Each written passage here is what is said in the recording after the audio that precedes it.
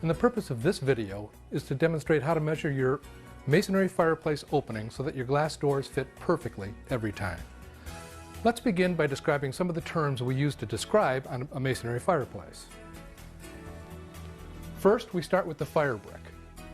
Masonry fireplaces are built by actual masons, and they mortar in the fire brick, real fire brick, into the fireplace, as opposed to artificial fiber brick, which you'll find in some of the zero clearance or factory built fireplaces.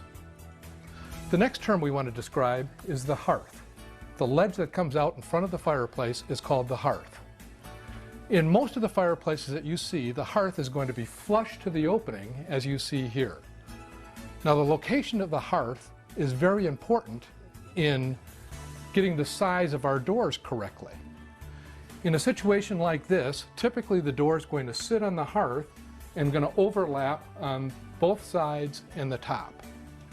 If, however, the hearth were several inches lower than the fireplace, or if there was no hearth at all and you basically had a hole in a wall, you can see where the bottom of the door would actually overlap the fireplace as well. And the height of that door is going to be taller in that situation than it is in this situation, even though the opening size is exactly the same. Similarly, you can have a situation where the firebox is actually lower than the hearth. In a situation like that, if you had an inside fit door, we may have to use something called a riser bar to sit the fireplace door on so that the draft assembly works properly. In any event, the important thing to note is that the location of the hearth is very important in our sizing the doors, and you have to let us know what that location is. The next important term that we have is the lintel. The lintel is the steel bar that's used to hold up the structure on top of the fireplace, whether it's brick or stone, as in this case. The location of the lintel is a very important factor when we're determining the size of the fireplace door. We'll get more into that later. The last term I want to describe is actually the fascia itself. The fascia is used to describe the decorative material that's surrounding the fireplace. The fascia can be brick, it can be marble, tile, slate, or as in this case, beautiful cut stone. Oftentimes the fascia will determine the type of fit that you have for the fireplace. There are basically three types of fit that the door can have in the fireplace. The first is called an overlap fit, where the door simply overlaps on the outside of the fireplace. The second fit is an inside fit, where the door fits inside the opening of the fireplace.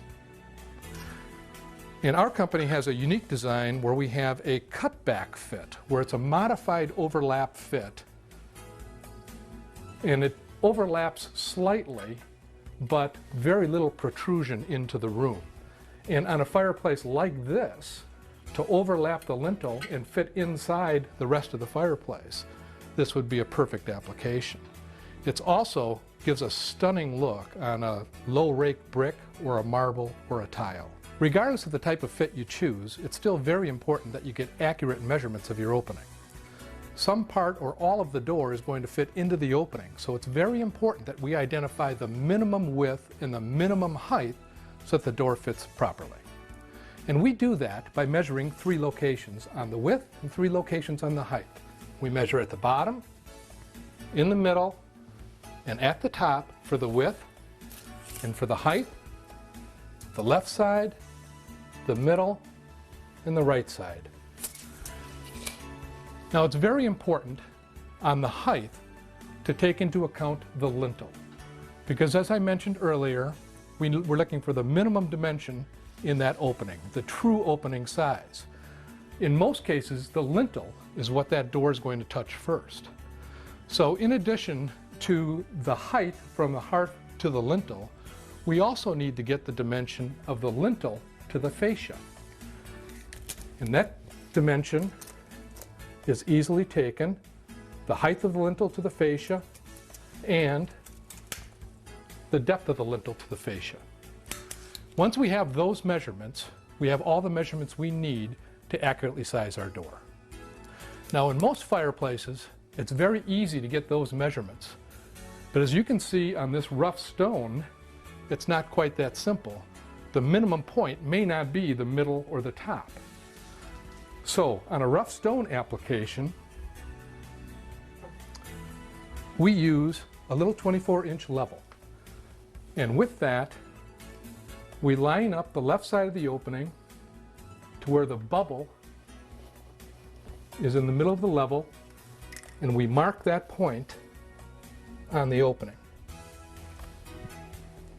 We do the same for the right side.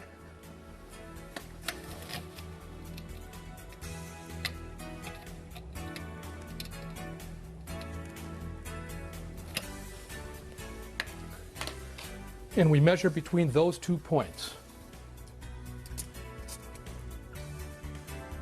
And we have a very accurate width measurement of the fireplace. We do the same for the height. We measure on the bottom at the high point,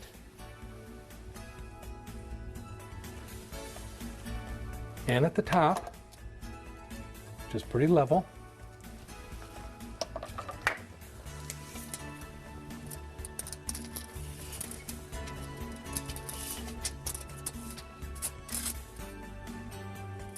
And we get our height measurement. Now you have accurate measurements of your opening. Remember, it's important to let us know the location of the hearth, the measurements on the lintel, and accurate width and height dimensions. With that, your door will fit properly every time.